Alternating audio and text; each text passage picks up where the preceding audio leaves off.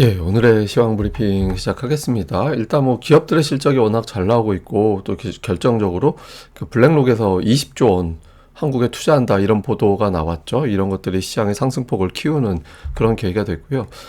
오전에 이제 시장이 주춤했었는데 그 미중 정상회담이 불발되는 거 아니냐 이런 어떤 이야기가 있었고 또 AI 버블론 이런 것들이 나오면서 시장의 오전에 좀 흔들렸습니다. 그렇지만 이제 오후에 앞서 말씀드렸던 요인들이 작동되면서 반전하는 그런 모습이 나온 거고, 외국인들이 팔았는데 올랐거든요. 그러니까 전기전자하고 뭐 금융 이런 거 매도했는데 개인과 기관들이 사서 올렸어요. 굉장히 특이한 거죠. 보통 외국인들이 대규모 매도하면 시장이 빠지게 되는데 최근에 어떤 수급에 좀 변화가 생겼구나, 수급의 어떤 질 자체가 좀 바뀌었구나라는 걸 보여주는 이제 그런 대목이었던 것 같습니다.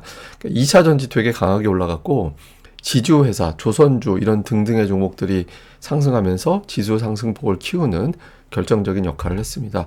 오늘 아시아 증시가 그렇게 좋지는 않았어요. 근데 이제 우리가 튀게 좀 올랐습니다. 우리나라가 1.5% 정도 올라갔으니까 두드러지게 한국 증시가 유난했다 이렇게 볼 수 있는데, 이렇게 올라간 것도 특이하지만 종가가 고가, 그러니까 이게 꼬리가 계속 달려요. 그러니까 종가가 저가 아니면 고가 형태가 계속 이어지고 있죠. 최근 들어서 보면 뭐 윗꼬리 아랫꼬리 뭐 달리는 것도 덜어 있긴 하지만 대체로 올리면 그냥 내일도 올라가겠지 뭐라고 하면서 이제 종가까지 밀어붙이는 이제 그런 흐름이 나오고 있잖아요. 최근에 10월 들어서 분차트로 이렇게 추세를 보면 어쨌든 고점이 계속 높아지는 추세가 되거든요. 이러면 이제 그 다음 미션이 뭐가 되냐면, 뭐 고점이 일정한 선 안에 들어가 있다 이렇게 보기엔 좀 애매한 위치긴 합니다만은 내일이나 모레 중에 3,900을 한번 넘겨야 돼요. 그러니까 이 추세가 그대로 살아서 움직이려면 이번 주 내에 3,900 이상을 한번 갔다 와야 된다. 예, 터치를 해놔야 이 추세가 그대로 이어지게 되는 거거든요. 그래서 단기적으로 이제 투자자들에게 굉장히 중요한, 지수상 중요한 어떤 구간에 갔다. 그러니까 3,900을 이번 주에 넘기는 움직임이 이틀 안에 나오는지 여부가 상당히 중요한 요인이 될 것 같습니다. 코스닥은 뭐 계속 이틀 연속 올라가지는 않는, 그렇다고 뭐 연속적으로 빠지지도 않고 연속적으로 올라가지도 않고 이렇게 5일선 정도에서만 튕겨서 올리고 빠지고 내리고 뭐 지수는 어정쩡하게 가는 그런 현상이 좀 반복되고 있죠.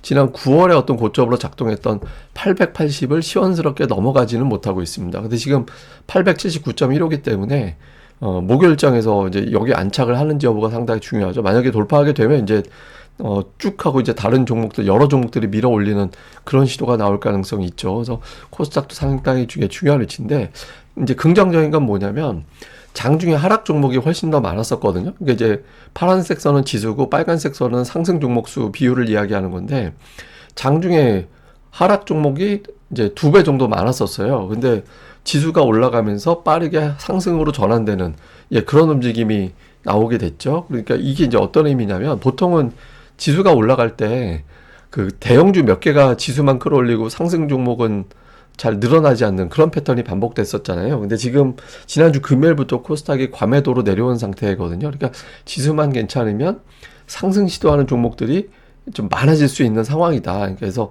조금만 좀 누군가 바람만 넣어주면 이제 코스닥이 좀 좋아지는 그런 조건이 되는 거죠. 그러니까 제가 뭐 계속 말씀드리는 게 지수보다 지금은 종목들 수급이 되게 중요하다라고 계속 말씀드리잖아요. 그러니까 뭔가 이제 바람만 불어주면 종목들이 툭툭 올라갈 때라서 뭐 어쨌든 이제 요 흐름을 좀 계속해서 중요하게 봐야 될 것 같고요.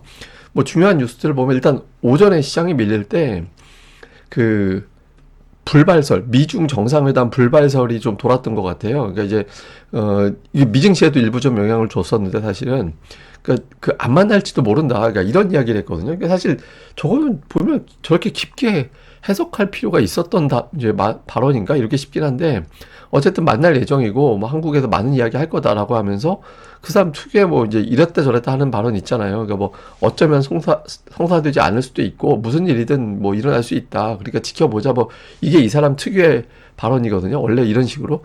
그리고 이제 푸틴하고 만나서 뭘 해야 될지 모르겠다. 이런 이야기도 했죠. 근데 어쨌든 시장에서는 안 만나는 시나리오도 존재하나 보다. 그러니까 이렇게 경계를 하게 되면서 초반에 이제 아시아 증시가 오늘 전체적으로 밀리는 그런 이유로 작동을 했거든요. 근데 실무자들 접촉이 끊어져야 되잖아요, 지금. 근데 그 끊어졌다는 얘기가 없어요. 그러니까 저건 그냥 저 사람 특유의 어떤 협상용 발언이구나 이렇게 해석이 된 거죠. 그래서 오전에 이제 시장이 좀 밀릴 때 요인으로 이제 작동을 했고, 또 하나는 이제 그 엔비디아가 오픈 AI의 보증을 선다라는 이야기가 있잖아요. 우리가 이제 시장에서는 일부 투자자들이 어떤 우려를 하냐면, 첫 번째, 그 엔비디아가 오픈 AI에 돈을 투자해주고, 그럼 오픈 AI가 그 돈으로 엔비디아의 제품을 구매하고, 이건 뭐 자기들끼리 통정, 주식으로 치면 통정 매매하듯이 그게 뭐 하는 거냐. 진짜, 그니까 맞아? 그러면 엔비디아가 마치 어마어마하게 AI가 화랑인 것 같이 포장하는 거 아니야? 막 이런 식의 우려가 있고, 또 하나. 이게 이제 샘 올트먼이 여기저기 다니면서 막 AI 그 칩 구매 엄청나게 많이 한다고 해놓고 다니고 있는데, 이게 만약에 잘못된 거라고 하면 AI 주식시장 초토화될 수 있다. 이거 굉장히 위험한 거 아니야? 이런 걱정을 하는 거잖아요. 근데 이게 이제 단지 두 기업의 문제라면 상관없는데, 뭐 마이크로소프트라든가 아마존이라든가 메타라든가 이런 기업들이 다 투자하잖아요. 그래서 이게 뭐 실체가 없다라고 몰아가기에는 좀 애매하고, 이게 이제 그래서 라이언 데트릭이 굉장히 유명한 이야기를 했죠. 지금 AI주의 꼬투리를 잡는 사람은 이거 못 사서 화난 사람일 거라고, 그러니까 이런 표현을 하긴 했거든요. 그러니까 물론 이제 거품이 아니다라고 얘기를 단정할 수는 없지만, 최근 들어 어쨌든 계속 이런 노이즈 같은 게 나오다 보니까 이런 부분들도 오전에 영향을 주면서 이제 시장이 좀 밀리는 그런 요인으로 작동이 됐던 것 같습니다.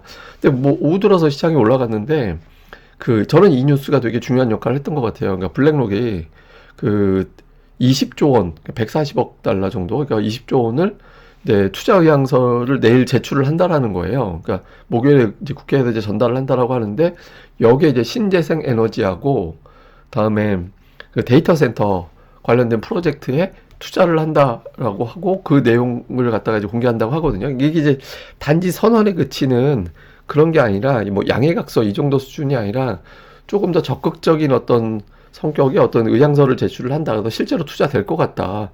뭐 한국을 AI 수도로 만든다. 뭐 이런 발언을 레리 핑크가 했었잖아요. 블랙록 대표가. 그래서 아마도 이게 진짜 돈이 들어오나 보다. 그러니까 세계적인 어떤 금융회사가 한국에 진짜 돈을 넣나 보다. 이런 뉴스가 또 전해지면서 오후에 갑자기 상승폭이 더 커지는, 저는 이 뉴스라고 생각을 해요. 그러니까 이 뉴스가 좀 결정적인 역할을 했던 걸로 보여집니다. 뭐 주요 종목은 2차 전지가 상당히 강합니다. 지금 단기에 거의 2배 가까이 이제 올라오는 그런 모습을 좀 보였고, 이게 아마 그 테슬라 실적 발표 앞두고 이번 분기 실적은 되게 좋을 걸로 시장에서 보고 있잖아요. 왜냐면 이제 보조금 중단 앞두고 선구매한 것도 있고 할 거니까. 그래서 이런 점들 포함하고 또 ESS 사업이라든가 등등을 좀 포함해서 좋을 거야. 뭐 이런 기대감에 이 매수가 좀 집중되는 그런 모습을 보이고, 그 다음에 지주회사들, 뭐 LG, SK. 그러니까 지주회사라는 거는 지분을 가지고 있는, 여러 기업들의 지분을 가지고 있는 회사, 이런 회사를 이제 지주회사라고 이야기를 하잖아요. 그래서 뭐 우리가 이제 일반적으로는 원래 이제 딱 그 기업이 무조건 지주회사다 이렇게 보기는 어려운데, 뭐 그 그룹에 이름 딱 들어가는 회사들을 그렇게 표현을 하죠. 뭐 한화, LG, CJ, SK 뭐 이런 기업들. 근데 실질적인 지주회사 뭐 따로 있기도 하긴 한데, 어쨌든 이런 기업들의 주가도 올라갑니다. 이게 보통 증시가 강할 때는 지분 가치가 올라가기 쉽잖아요. 이런 기업들. 그리고 이제 또 지분 가치 올라가고 투자 가치가 올라갈 때 증권주. 그러니까 이런 기업들의 주가가 좀 강세를 보이는 경우가 있죠. 그래서 이 부분이 좀 어필이 된 걸로 보여지고, 그 다음에 삼성전자 주가가 다행스러웠던 건 이제 아침에 혹시 이것도 추세 확인하러 내려가는 거 아닌가 이런 우려가 좀 있었는데, 다행히 이제 그 3일 동안 그 횡보하면서 만들었던 구간이 있거든요. 이게 이제 98,000원 구간인데, 이 98,000원 구간을 회복시켜 놓고 마감이 됐어요. 이게 자칫 잘못하면 이제 99,900원이 피크 아니야? 뭐 이런 걱정 나올 수 있었는데, 매물 소화로 추정할 수 있는 움직임이 나온 거죠. 그러니까 이게 이제, 근데 어쨌든 10만원 한번 돌파를 해줘야 돼요. 안 그러면 이제 이게 뭐가 문제가 될 수 있냐면, 삼성전자 10만원, 하이닉스 50만원은 그 단가에서 마디 단가, 만원 단위, 10만원 단위라는 의미도 있지만, 두 종목으로 손실난 사람이 거의 없다라는 의미가 돼서 차익 실현 물량이 평소보다 되게 많을 수 있어요. 모든 사람이 수익 났네? 이렇게 또 생각될 수 있는 위치잖아요. 그러니까 평소보다 매도 물량이 되게 많이 나올 수 있거든요. 그래서 이걸 뛰어넘는 강한 매수가 여기다 붙어줘야 되는 거죠. 그래서 10만원을 한번 돌파시켜주는 흐름이 나와줘야 됩니다. 그리고 오늘 이제 철강. 철강은 이제 관세 관련주가 될 수도 있으면서, 조선하고 자동차, 오늘 조선하고 자동차 괜찮았잖아요. 그러니까 이런 종목이 갈 때 시차를 두고 딸려가는 그런 성격이 좀 있거든요. 그래서 뭐 그런 측면도 있고, 뭐 이제 실적 좋을 거다라는 보고서 영향도 있고, 이런저런 어떤 이제 이슈들이 많이 나오면서 오늘 철강주들도 이제 좀 상승하는 그런 모습을 보였습니다. 뭐 대형주는 시총 12위 중에서 9개가 올라갔고요. 그리고 이제 탑7이 다 올랐어요. 그러니까 특정 업종보다는 그냥 전체적으로 다 올라갔다. 그러니까 이런 느낌이 좀 들죠. 그러니까 뭐 조선, 그 다음에 2차 전지, 바이오, 그러니까 반도체, 그러니까 고르게 다 올라가고 자동차도 올라가고, 그러니까 전체적으로 업종이 좀 고르게 올라가는 그런 모습을 보이는데, 이게 특이한 건 외국인들이 그렇게 팔았는데도 대형주가 이렇게 버텨냈다라는 거는 좀 대단했던 거고, 코스닥은 2차 전지, 2차 전지가 가장 강력하게 상승하는 그런 모습을 보이고 있고, 그러니까 제약 바이오는 좀 엇갈리는, 종목들별로 엇갈렸고, 소부장 같은 경우도 이제 종목들별로는 좀 갈리는 그런 모습을 보였습니다. 수급에서 외국인들 오늘 8천억 팔았거든요. 8천억 팔았다 장중에 거의 뭐 9천억 가까이 매도 갔다가 이제 좀 줄긴 했는데, 어쨌든 외국인들이 지금 3,800 위에서 적극적으로 매수를 안 해요.